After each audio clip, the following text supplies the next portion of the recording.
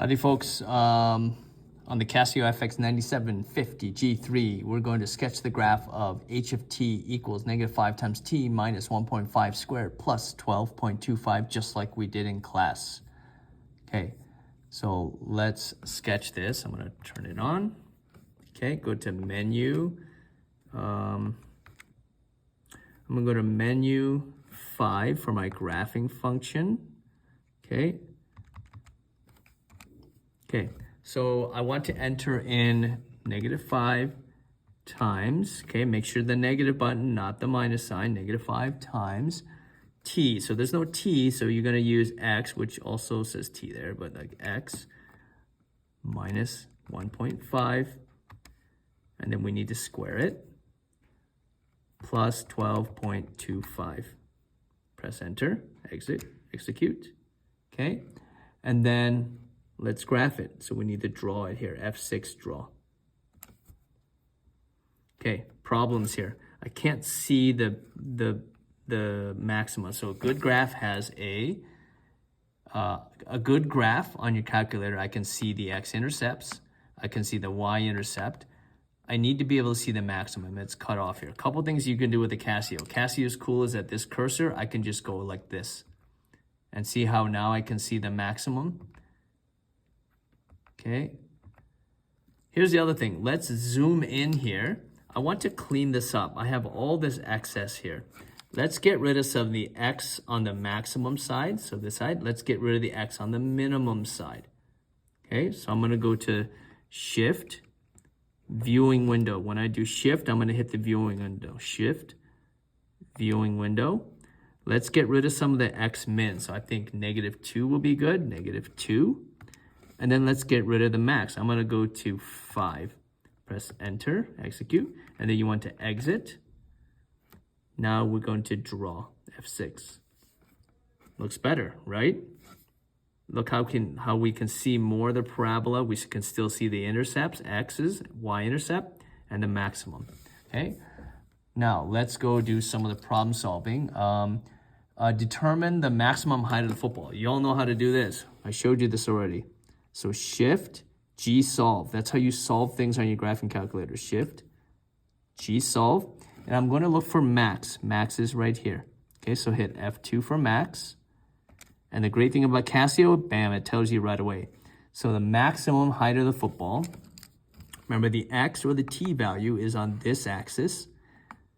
At 1.5 seconds, the maximum height is 12.25 meters. This is height, 12.25 meters. Okay, the time it takes for the football, number 2, the time it takes for the football to reach its maximum height. So this is the vertex, folks.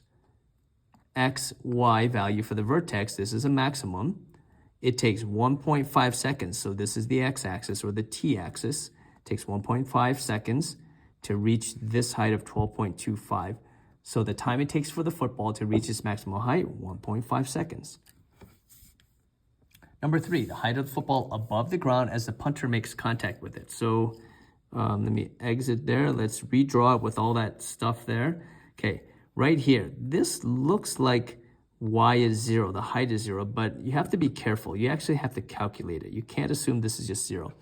Think about, just like I demonstrated in class, when someone drop kicks something, so they have a ball in their hands and then they drop it and then they kick it before it hits the ground, you're actually making contact above the ground. So the height of the football above the ground as a punter makes contact with it is actually above the ground. So it's some positive height above the ground. It's not 0 height, okay? How do I do this? So I'm gonna go trace, and then at 0 seconds, so at the point of contact, so let me just exit out here. At the point of contact, at 0 seconds, so t equals 0, what's the height of the ball? That's the point, that's the contact point of the drop kick. Okay, so I go Shift, trace, okay, and I do x value equals 0. So here you just entered 0, x equals 0. It'll give you a y value. And it says y value of 1. So at x equals 0, so at the moment the ball is being kicked by the punter, right at that moment that the foot touches the ball, the height of the ball was actually 1 meter above the ground. And that kind of makes sense if you physically think about drop kicking something, okay? Next one, the height of the football above the ground, 0.5 seconds after contact. 0.5 seconds after contact. So this is the trace function again. Let's reset the graph. So I'm gonna go shift, trace, at 0.5 seconds, t value or x value, 0.5 seconds, what's the height? So at 0.5 seconds, the height is, looks like 7.25 meters, okay? Howdy folks, on the Casio fx9750Giii, let's do a couple more. These are more complex problems, but we'll show you how easy it is on the graphing calculator. Determine after how many seconds. So we're working with this function again. So let me just go back. We're working with this one, -5 times t minus 1.5 squared plus 12.25, okay? So we're gonna work with that function again. There's our graph, we've zoomed in, nice window, everything. Determine how many seconds to the nearest tenth the football is 10 meters above the ground. There's two ways to do this on the Casio that you can't do it both ways on the Texas Instruments, the TI. TI, you can only do it one way. For a Casio, you can do it two ways. So it's asking at 10 meters. So 10 meters is somewhere over here. At 10 meters, so the y value, what's the x value? So at 10 meters, how long does it take to get to 10 meters? That's what it's asking, okay? Here's the fast way to do it on a Casio. So I go to Shift, G solve. Hit that arrow to get more the menu right here, so F6. I'm gonna go to xcal. That means for a y value, what's the calculated x value? Super handy in this case. I'm gonna go xcal, enter the y value. We want a y value or a h of t value of 10 meters. So this is going to calculate when the ball is at 10 meters, what time does it reach 10 meters? So the time it takes is, it looks like 0.8291. So if I round to the nearest hundredth, 0.83 seconds. So 0.83 seconds right there to reach a height of 10 meters. Okay. The other way to do it. So let's exit out of there. Let's graph a line like this. I'm going to go back to our graph. Let's go down. Let's go y2 equals 10. I'm going to graph a horizontal line, y equals 10. That's what it looks like. So let's go enter and draw. There's our horizontal line. So that's y equals 10. Where does it intersect right here? That's going to tell you this point where the x value is for a y value of 10. This is another way to do it. Okay, the second way. I need to find this intersection point. So I go Shift, G solve, okay, and I go, where is it? ISCT, that's intersect right here. Okay. Oh, what's going on? Oh, there we go, okay. Casio does it automatically. One more time.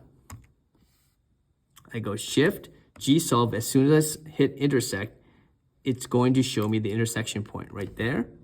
So that's the first intersection point. Obviously, there's a second one. So at 10 seconds, same value that we did before, 0.8291.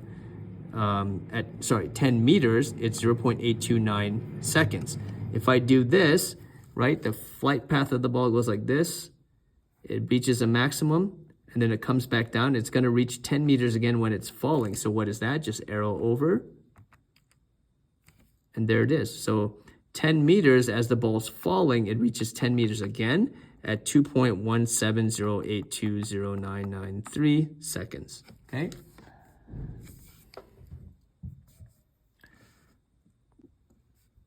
Okay, howdy folks. I'm going to clean this up because we're going to answer one more question. So let's go back to our, so I'm going to just get rid of that. So I'm going to delete it. Okay, F1 delete. There's our graph, okay? The punt is not caught by the opposing team and the football hits the ground. Use the features of the graphing calculator to determine how many seconds to the nearest hundredth it took for the football to hit the ground. So the ball starts here, it's kicked, goes up, up, up, reaches the maximum, comes back down. And this is where h of t or y equals 0 what is that time value right here when it comes back down and hits the ground? Well, that is just a shift. So shift, G-solve. What is that? That's a root or an x-intercept. So I'm going to hit root right here. And the great thing about Casio is that automatically, as soon as you push the button, you're going to calculate root. So there's the first one. We don't want that one. We want this one over here. So I'm going to arrow over. So what this says is that when y equals 0, when the ball hits the ground, so no more height, it comes back down, hits the ground. That's it wants it to the nearest 100th, 3.07 seconds. Okay? Okay, howdy folks. We are done graphing. So how do you clean up your calculator and set it back to normal? So I'm going to go from the graphing screen, this button F6 to go back to the function screen. I'm going to go up here and I'm going to delete this function. I'm done with it. Okay, delete it. Yes. Once you do that, if you go back to your graph,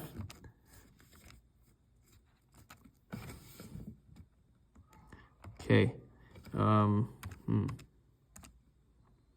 Yeah, so see how the graph is all like not centered? So what you want to do there is go shift. I think it's under zoom. Let's see. No, hang on. Ah, okay, got it. So I go, let me see here.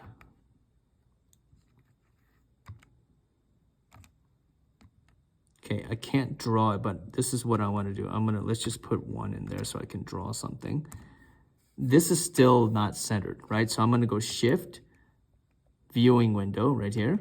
And then see where it says STD standard, hit that. That's going to reset all this to center. So you exit and then check it out. It's centered back, okay? So as a matter of habit, after you're done graphing, you want to do that. So again, you want to go shift, viewing window, and then hit standard to reset everything.